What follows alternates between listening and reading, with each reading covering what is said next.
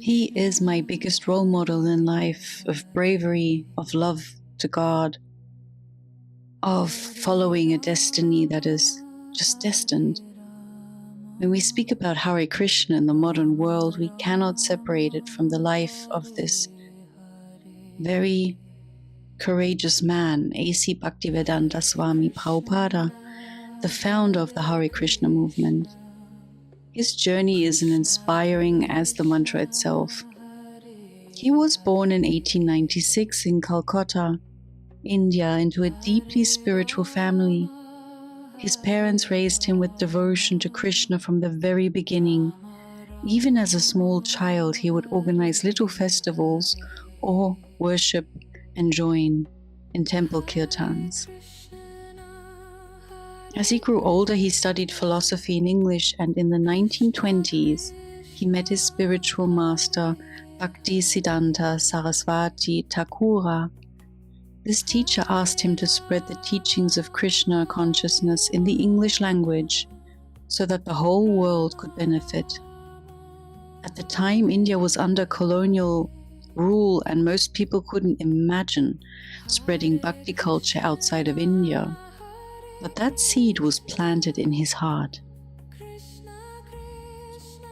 He did get married in life and had children, and ran even a small business, but he always kept his spiritual life at the center. In his later years, after raising his family, he fully dedicated himself to this teacher's mission. He accepted the life of a renounced monk called sannyasi and began writing and translating the sacred texts of India, such as Bhagavad Gita and the Srimad Bhagavatam. His translations were unique. Not only did he preserve the Sanskrit verses, but he explained them with commentary that made these ancient teachings understandable and practical for modern readers of the English language. And at the age of 69, when most people would retire, he set out on a bold mission. With almost no money, no support, and no certainty, he boarded a cargo ship called the Yaladuta, bound for New York City in 1965. The journey itself was difficult. He suffered 2 heart attacks on the ship and could have easily died. But he prayed to Krishna with faith. "You brought me here, you must have a plan." Arriving in New York, he had nothing but a few books, a trunk of translations, and a pair of symbols. He stayed in a tiny room on the Lower East Side, which at the time was one of the roughest neighborhoods in the city.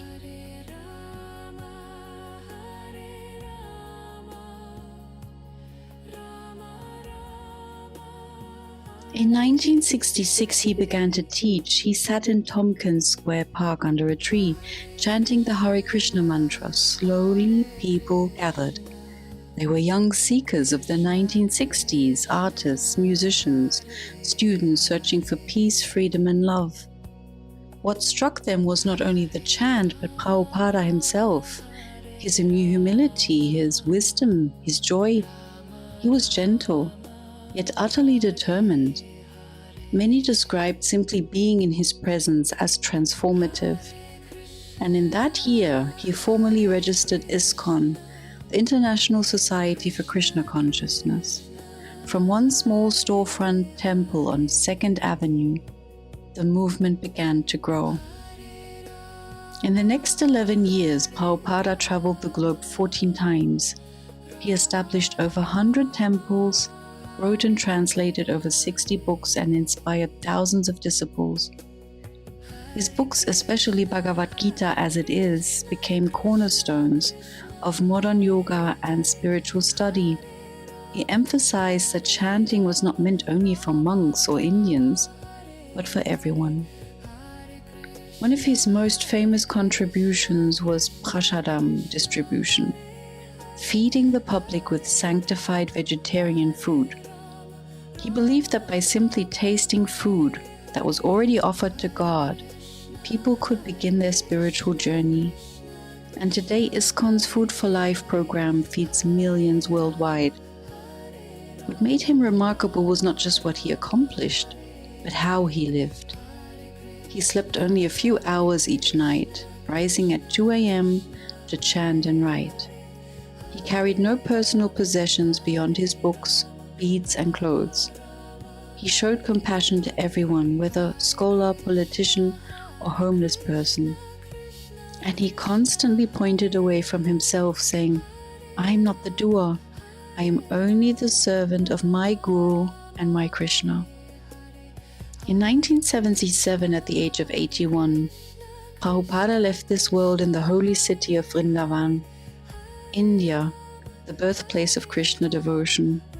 Surrounded by chanting, he departed peacefully, leaving behind a thriving spiritual movement that continues to grow to this day. Today there are hundreds of Hare Krishna temples, farms, schools, and communities worldwide.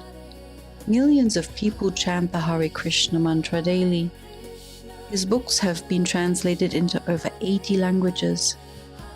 But perhaps his greatest legacy is the idea that spiritual life is not limited by culture, race, or religion.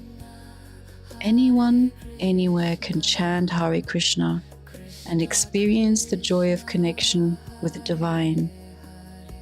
So when we chant Hare Krishna, we are also remembering this extraordinary soul who carried the mantra across the ocean, who gave his life in service, and who showed, by example, that love of God can transform the world.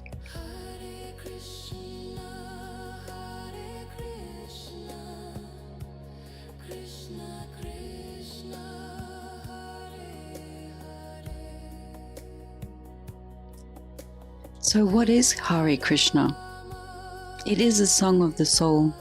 It is the call of love reaching out to the divine.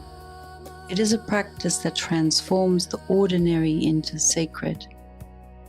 And whether you chant alone in your room, with friends around a fire, or with hundreds in a temple, the invitation is always the same: to awaken, to love, and to remember who you really are.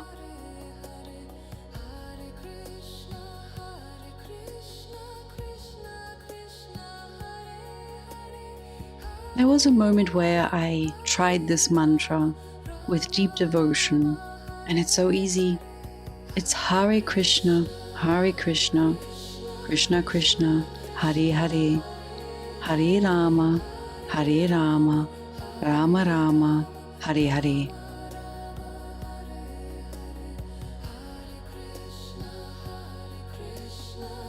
Beyond the music and the mantra, Hare Krishna is rooted in a deep philosophy drawn from texts like the Bhagavad Gita and the Srimad Bhagavatam. And some core ideas are: we are not this body, we are the soul. Just as you wear clothes and later change them, the soul wears the body for a time, but our essence is eternal. Our natural state is service and love. Everyone serves something: money, family, company, society, ambition. The true fulfillment comes when we redirect that service toward the divine, toward Krishna. The material world is temporary. It can never fully satisfy us. The soul longs for eternal love and connection, which only Spirit provides. Chanting is the easiest yoga of this age. While ancient yogis may have meditated in caves for decades, today's world is too restless. The chanting of the holy names is accessible, powerful, and effective for everyone. Devotees of the Hare Krishnas offer their food to God before being on a plate. The belief is that when we eat in this conscious, sacred way, food becomes spiritual nourishment. You can visit many temples in this whole world as centers of daily chanting, feasting, and service. And the whole idea is to live and think high. reducing unnecessary distractions so the mind can focus on spiritual growth. But not all practitioners live in temples. Many are professionals, artists, families, integrating chanting and devotion into daily life. It's not about escaping this world, but to remember God in everything we do. Eating becomes meditation, working becomes service, and relationships become opportunities to share love. Remembering that life itself is sacred, and that we are not alone, and that divine love is always available.